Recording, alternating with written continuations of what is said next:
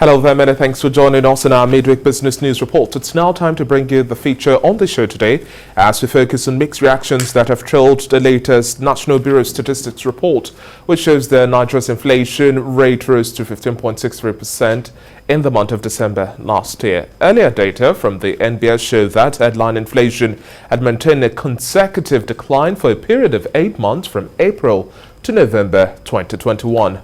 However, the trend was broken in the month of December when the inflation climbed by 0.23% points to hit 16.63% from 15.5% recorded in November. And according to the Statistician-General of the Federation, Simon Harry, the change in the declining trend might have been caused by the increase in the prices of goods and services driven by the increased demand during the Yuletide, which is a competitive season. The composite food index also rose by 17.37% in December, which was lower by 2.19% points when compared to the preceding year, 2020.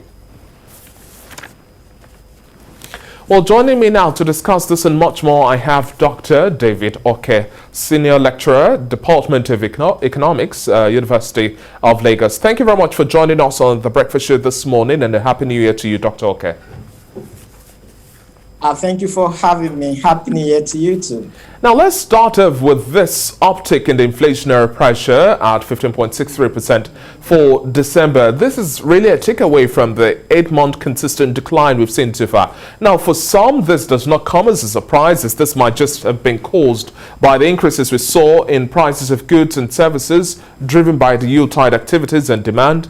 But what sentiments do you really share, or do you think this is the beginning of the forecast? The World Bank says Nigeria is going to be one of the highest countries having the highest inflation rates globally. Which sentiments do you tally with?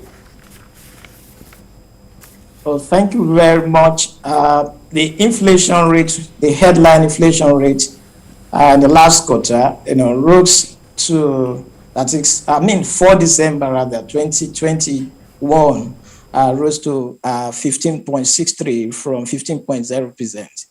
That was expected. As you know, that given the Yuletide, demand increased, and when demand increased, so your price is bound to increase. So largely, the increase in the inflation rate was as a result of the Yuletide activities. But be that as it may, it's quite important that there must be price cap in the market, because in Nigeria, price differential is so high. The prices of goods, are not constant, and so people's goods are different prices, and this is as a result of the asymmetric information. That is, information is not perfect, so the sellers can take advantage of the buyers who do not really know what the actual price be. But largely, it was as a result of the Yuletide activities. And now let's have your outlook for 2022 in terms of inflation based on the local figures we've had so far versus government's forecast of inflation moderating around 13 to 14% this year. Do you see a further decline going forward, or you're one of those who think that we're going to have a plateau, especially as conversations around subsidy removal and increase in electricity tariff take center stage this year? Yes, I think that inflation will continue to fall. The central bank, has consistently worked hard to ensure that inflation falls, and that the central bank has achieved since April 2021. So, if you check the last report of the Monetary Policy Committee, you will discover that the central bank has consistently maintain its monetary policy stance, which suggests that inflation will continue to fall. However, the central bank has continued to pay more premium on economic growth against the inflation rate. And the reason being that the central bank desires that the economy fully recover, because in monetary policy analysis, it's expected that when you pass through recession, it's quite important that you must grow the economy for employment to increase and for the economy to stabilize. So what the central bank is trying to do is to ensure that the economy continues to grow. And that's they've been achieved over the years. So I expect that inflation rate will fall. You know that the inflation target rate for the central bank is working with is 9%, and they are working hard to ensure that that is being achieved. However, if the subsidy is being removed, that will affect inflation. Of course, the World Bank is of the opinion that that wouldn't affect inflation because the subsidy is not sustainable. Of course, the subsidy is not sustainable. But if you ask even the World Bank, what is the escape route? They have not been able to provide that. But what can the government do? It's quite important. Like every other persons, have advocated that if you want to remove subsidy, you have to remove it gradually. It's not something you just remove overnight. Because if you check the data over time in the Nigerian history, you will discover that anytime there is a significant removal of the subsidy, the inflation rate rises. Of course, in theory says that it wouldn't, but that has not been the case in practice in Nigeria.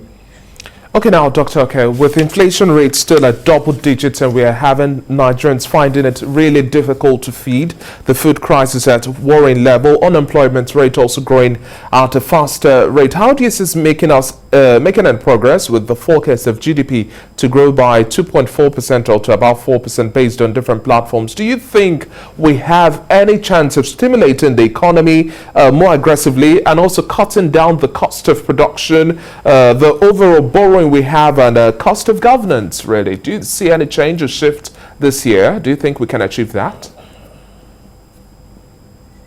Yes, we can achieve it, but especially a growth rate of about 2.5% is achievable. Given the policies of the government, both fiscal and monetary policy, the economy has continued to grow, and even the last quarter was about 4.3%. Before the last one, as at June, it was 5.1%. So you discover that if the central bank continues to maintain its policy stance, and if the federal government continues to strengthen its counter-cyclical fiscal policy, that will be achieved. What we mean by counter-cyclical fiscal policy is that when you have recession, so the policy of the government should be expansionary. And that's why you see that the central bank, as well as the federal government, have continued to work together in harmonizing their policies, both the monetary and fiscal policy, to ensure that the economy grows. Of course, globally, the growth rate is around 5%. As a developing country, it's clear. It has been achieved, or it is in theory and practice that they have more tendencies to grow than a developed country.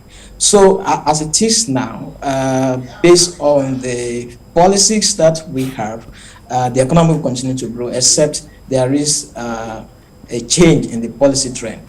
However, there are challenges that the economy is being battled with. And of course, insecurity is key, that government must continue to ensure that there's security because of the food prices that's high. The inflation rate in Nigeria has been accounted for to about 70% changes in the food prices. So, and insecurity is one of the key factors responsible for increase in food prices. And inflation increases, the exchange rate will depreciate, and when the exchange rate depreciates, the demand for the naira in the foreign markets, will fall. And as a result of that, the aggregate demand will also fall, and the economy can, downsize. The economy can, the growth can fall. So it's quite important that, as it is now, the government has to ensure that the foreign exchange policy is right.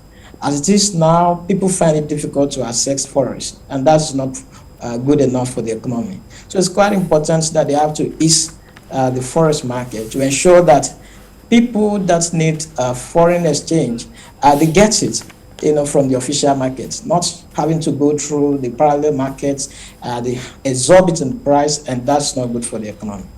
So it's quite important that, okay. Definitely. Thank you so much for your contribution on the Breakfast Show this morning, Dr. David Oke. And we keep our fingers crossed to see how things play out, especially as this is the pre-election year and it is also the last active year for this current administration to wrap up. We'll definitely keep our tabs on all of the latest development. Thank you once again for your time on the Breakfast Show.